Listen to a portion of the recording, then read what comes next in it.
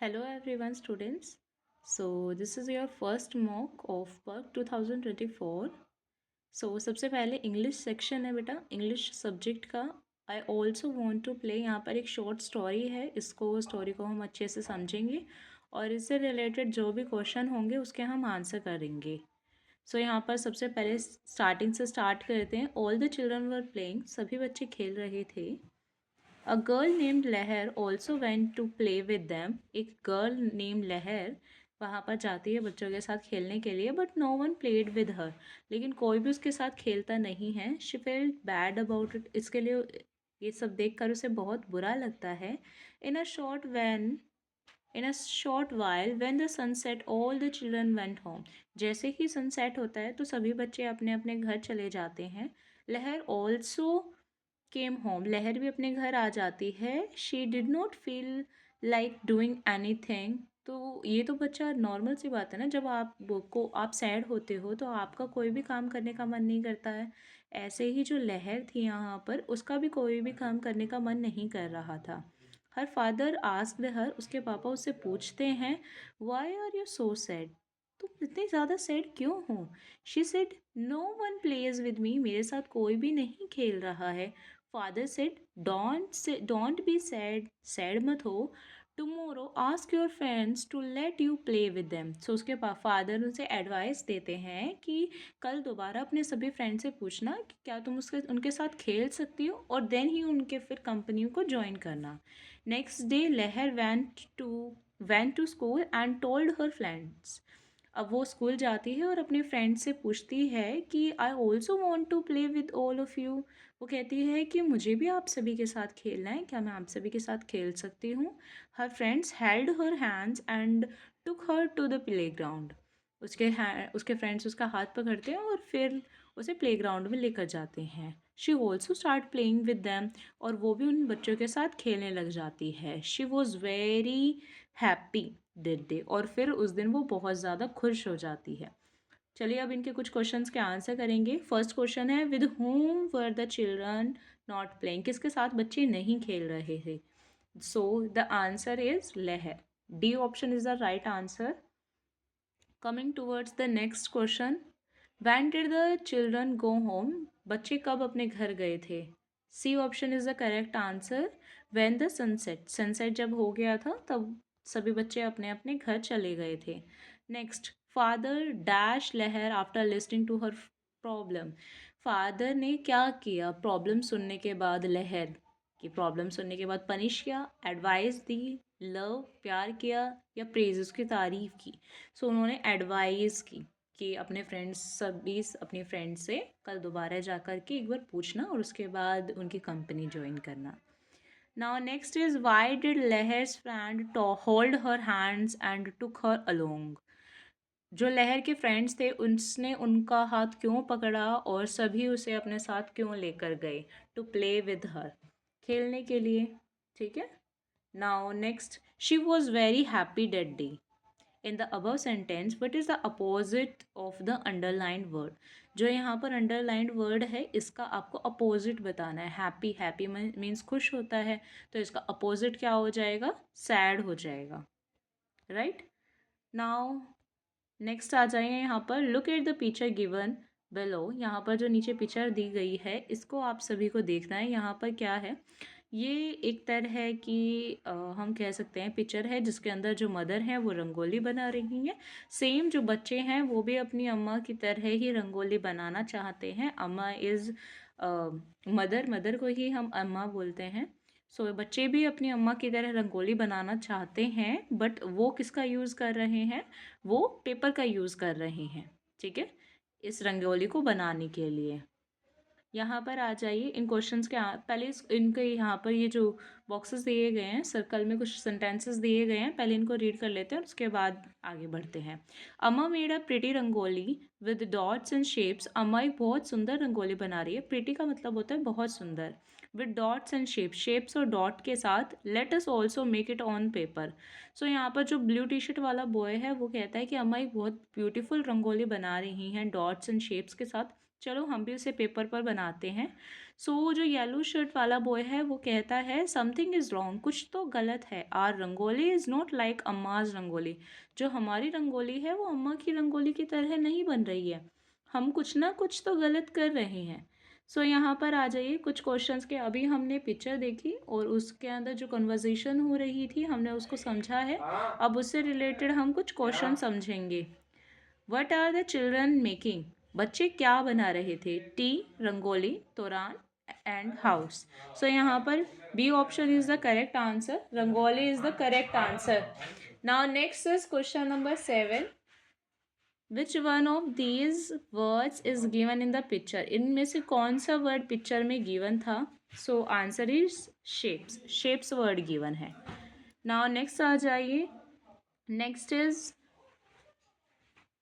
Question is which one of these word is a naming word, naming word कौन सा है? देखो बेटा नेमिंग वर्ड होते हैं नाउन, ठीक है। सो यहाँ पर नाउन कौन है? नाउन है यहाँ पर रंगोली। नाउन क्या होता है अब आपको ये पता होना चाहिए, किसी भी चीज़ का नेम, चाहे वो किसी एनिमल का भी नेम हो सकता है, पर्सन का नेम, प्लेस का नेम, किसी मटेरियल का नेम, थिंग, नॉन लिविंग किसी भी चीज़ का जिसको हम देख सकते हैं, फील कर सकते हैं, टच कर सकते हैं। हो सकता है कभी कभी ऐसे भी वर्ड्स हो, ऐसे भी नाउन पॉसिबल है जिसको आप देख नहीं पा रहे हो बट फील कर पा रहे हो, ठीक है, वो भी वर्ड्स हमारे नाउन में ही आते हैं। सो बेसिकली नेमिंग वर्ड्स को ही हम नाउन कहते हैं और इसमें से rangoli option is the correct answer. Now coming to the next question, that is question number 9। Amma was making rangoli with, अम्मा किसके साथ रंगोली बना रही थी? So answer C is the correct answer, dots and shapes के साथ अम्मा रंगोली बना रही थी। Now next is which one of these word is a describing word, describing word कौन सा है इनमें से? डिस्क्राइबिंग वर्ड वो वर्ड होता है बेटा जो डिस्क्राइब करता है, जो किसी के बारे में कुछ बताता है। सो यहाँ पर जो प्रिटी वर्ड है ए ऑप्शन यहाँ पर सही आंसर है। अब देखिए पहले इस कैलेंडर को देखेंगे, सभी अच्छे से समझेंगे, देन उसे इससे रिलेटेड फिर हम क्या करेंगे, नीचे क्वेश्चंस को सॉल्व करेंगे। सो यहाँ पर आपको नागपंचमी नज़र आ रही है 9 ऑफ अगस्त को, देन 15 ऑफ अगस्त को इंडिपेंडेंस डे है, पारसी न्यू ईयर भी है, 19 अगस्त को रक्षाबंधन एंड 26 को जन्माष्टमी है, ठीक है। अब इससे रिलेटेड हम क्वेश्चंस को करते हैं। सो फर्स्ट क्वेश्चन है what day is celebrated on 15th of August. 15th of अगस्त को आपको अभी अभी बताया था मैंने, क्या होता है? इंडिपेंडेंस डे होता है। So C option is the correct answer. Next, how many Sundays were there in the August. So कितने संडे हैं हमें यहाँ देखना पड़ेगा। संडे देखिए बेटा 4 संडे हैं यहाँ पर, ओके। यहाँ पे ये जो रेड लाइन से ये जितने भी डेज हैं ये है आपके संडे। तो टोटल कितने संडे थे? 4 संडे थे। तो यहाँ पर क्या हो जाएगा, option number B is the correct answer, right. So option number B. Next आ जाइए, on which day did the last Thursday of August 2024 fall. अब इस वाले कैलेंडर में देखिए यहाँ पर पूछा गया है कि लास्ट जो हमारा थर्सडे है वो कौन सी डेट को है। तो यहाँ पर देखिए थर्सडे वाली लाइन ये है, इसमें लास्ट चले जाइए, कौन सा डे है? 29। सो यहाँ पर इसका आंसर क्या हो जाएगा? 29। 29 यानी कि सी ऑप्शन पर आप क्या करोगे? टिक करोगे। नेक्स्ट आ जाइए, on which day was Janmashtami. Janmashtami कौन से डे पर है? सो अगेन कैलेंडर पर वापस आएंगे, जन्माष्टमी देखिए 26 को थी, 26 में ऊपर जाएंगे तो यहाँ पर कौन सा डे है? मंडे है। सो यहाँ पर वापस आएंगे और इसको ऑप्शन में देखेंगे, ऑप्शन में ए पार्ट पर मंडे है, सो हम ए को टिक करेंगे यहाँ पर।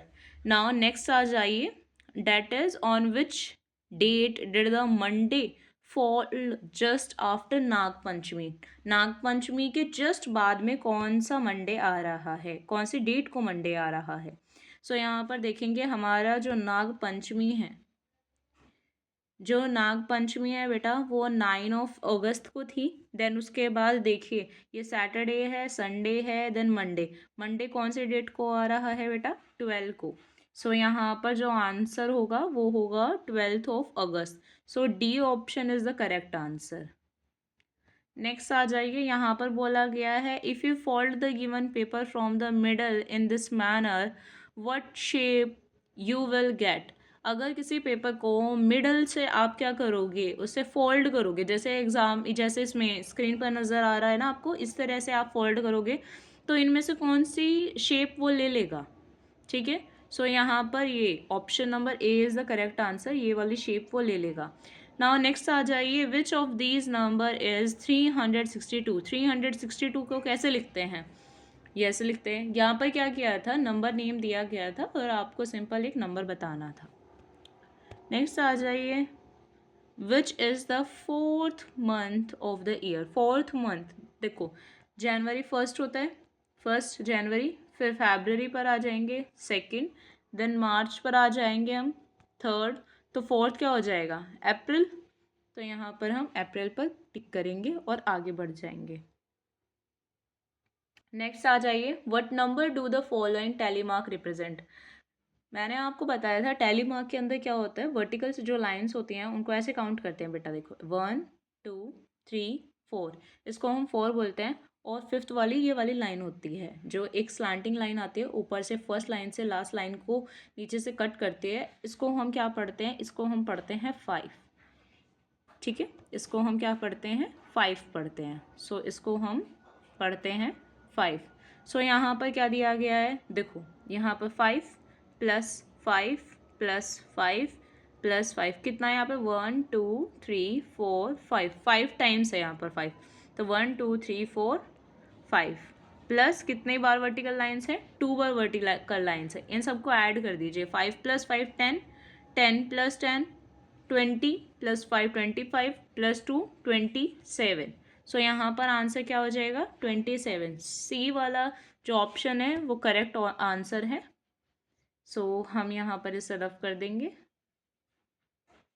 और नेक्स्ट आ जाइए, यहाँ पर आ जाइए, यहाँ पर देखेंगे 1 4 7 10 13 16 19। यहाँ पर क्या हो रहा है, 3 3 का गैप्स में सारे के सारे डिजिट्स हम यहाँ पर लिख रहे हैं। देखिए बेटा 1 और 4 बीच में कितने हैं, 2 डिजिट्स मिसिंग हो गए ना, 2 और 3 मिसिंग हो गए यहाँ पर। ऐसे ही 2 2 डिजिट्स यहाँ पर मिसिंग करके और फिर यहाँ पर लिखा जा रहा है। तो अगर 19 है उसमें 2 डिजिट्स मिस कर दो, 21, 20 और 21, तो आंसर क्या हो जाएगा आपका 22। C answer is the correct option, C option is the correct answer. Next आ जाइए, Veenu goes to play in the park every day at 6 PM. Which of the clock given below shows the playing time of Veenu. Veenu 6 o'clock पर जाता है, तो 6 o'clock का time बताना है आपको, कौन सी क्लॉक में 6 o'clock हो रहा है, ठीक है। यहाँ पर तो 8 है, यहाँ पर 10 o'clock है, यहाँ पर अलग टाइम है, यहाँ पर अप्रोक्स 12 40, हाँ जी 40 है। सो नेक्स्ट आ जाइए, यहाँ पर क्या है, यहाँ पर हो रहे हैं बेटा 6 o'clock। सो हम कौन सा ऑप्शन करेक्ट मानेंगे, यहाँ पर हम मानेंगे D option is the correct answer. Now coming to the next question. Okay, इस क्वेश्चन को थोड़ा अच्छे से समझिएगा। There are a total 50 pairs of socks. 50 pairs हैं यहाँ पर। पेयर्स का मतलब होता है बेटा एक पेयर में 2 सॉक्स आती हैं, ठीक है। सो यहाँ पर 50 पेयर्स हैं, राइट। अब यहाँ पर क्या है, 50 पेयर्स है दीपक के हाउस में। सो इसमें से क्या है, इसमें 12 पेयर्स सॉक्स उसके फादर की हैं, दीपक के फादर की हैं। नेक्स्ट 15 पेयर सॉक्स उसके मदर की हैं एंड 13 पेयर सॉक्स उसके सिस्टर की हैं, और जो रिमेनिंग सॉक्स है वो दीपक की है। सो पूछा गया है कि टोटल दीपक के पास कितनी सॉक्स हैं, ठीक है। पेयर्स नहीं पूछा गया, सॉक्स पूछी गई हैं टोटल। सो आंसर करेंगे, सबसे पहले हम इन सब का टोटल कर देंगे। टोटल करने पर क्या आंसर आएगा, 5 + 2 7, 7 + 3 10। सो यहाँ पर जाएगी 1 कैरी, 1 + 1 2, 2 + 1 3, 3 + 1 4, 40 पेयर ऑफ सॉक्स क्या हैं उसके फैमिली मेम्बर्स यूज़ करते हैं। अब 50 में से जब हम बेटा 40 को माइनस करेंगे देन आंसर विल बी 10। अब आप कहोगे मैम यहाँ पर 10 तो है ही नहीं, आंसर में ऑप्शंस में 10 तो है ही नहीं। बेटा ये 10 पेयर ऑफ सॉक्स है, 10 सॉक्स नहीं है। मैंने क्या बताया था, 1 पेयर में 2 सॉक्स होती हैं, तो 10 पेयर्स में कितने सॉक्स हो जाएंगे, 20 सॉक्स हो जाएंगी। सो अगेन क्या कौन सा ऑप्शन सही है, सी वाला ऑप्शन करेक्ट है। अब यहाँ पर देखिए विच पिक्चर शोज 9, 9 कौन सी पिक्चर शो कर रही है आपको ये बताना है। फिंगर से हम करते हैं ना 1 2 3 4 ऐसे ही आपको बताना है। So A is the correct answer. Next आ जाइए, in the evening there are a total of 40 golgappas left in the Jeevan chaat shop. If he gives 5 golgappa in a plate then how many plates will be prepared from 40 golgappas.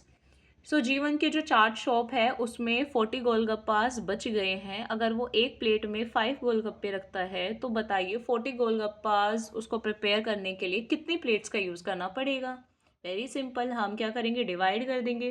40 को divide कर दीजिए किसके साथ, 5 के साथ, answer will be 8। So 8 plates की उसको need है। नेक्स्ट आ जाइए, look at the following grid. आपको ये वाली ग्रिड देखनी है, ये टेबल देखनी है और इसके कॉरेस्पॉन्डिंग ऑप्शंस को आपको करेक्ट करना है। देखिए यहाँ पर नंबर नेम में लिखा हुआ है, आपको जस्ट डिजिट्स में लिखना है। 57, 25, 41 एंड 99। देखिए कौन सा ऑप्शन करेक्ट है होगा। यहाँ पर D is the correct answer. देखो पहले में क्या है 57, फिर 25, फिर 41 और फिर 99, राइट। नेक्स्ट आ जाइए, नेक्स्ट देखेंगे, some of the shape, some of the space of this shape is filled with the colored rectangular tiles. How many more rectangular tiles will be needed to complete fill this shape?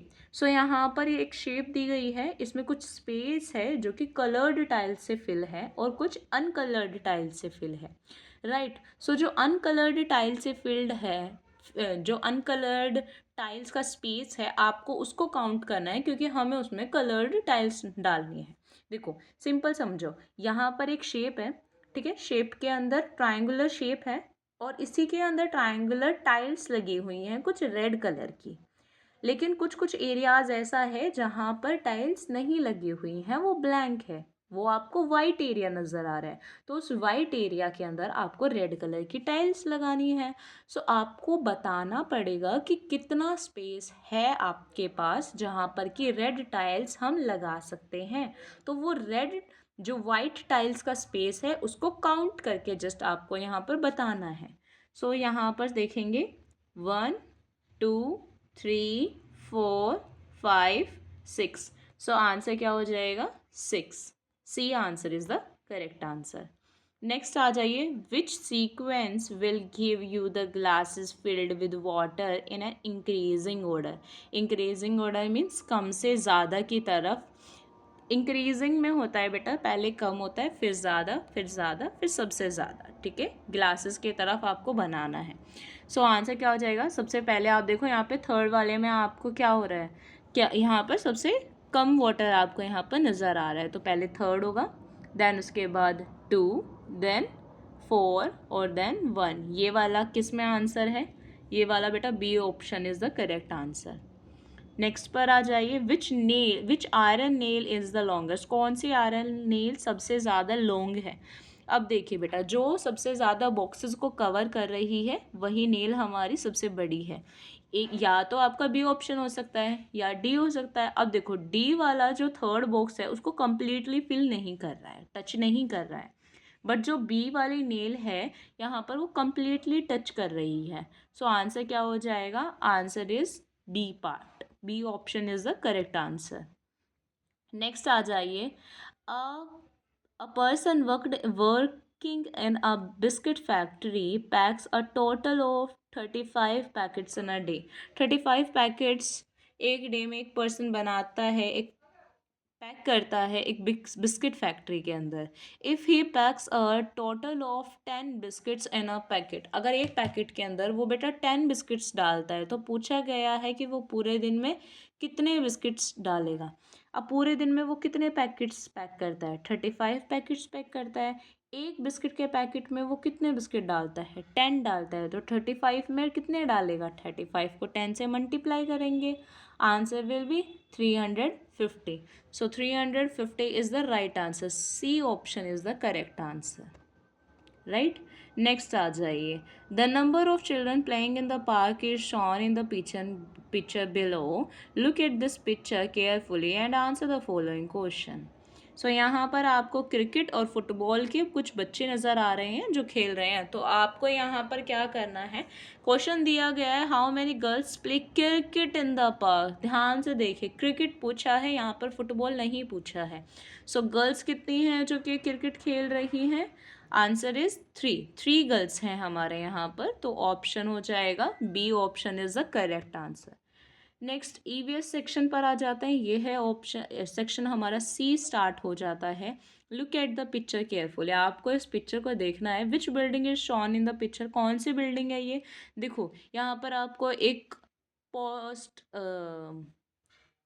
Letter box भी नज़र आ रहा होगा। ठीक है, letter box नज़र आ रहा होगा, साथ में आपको क्या है यहाँ पर हमारा भारतीय डाक का जो साइन है वो भी नज़र आ रहा है, इंडिया पोस्ट का।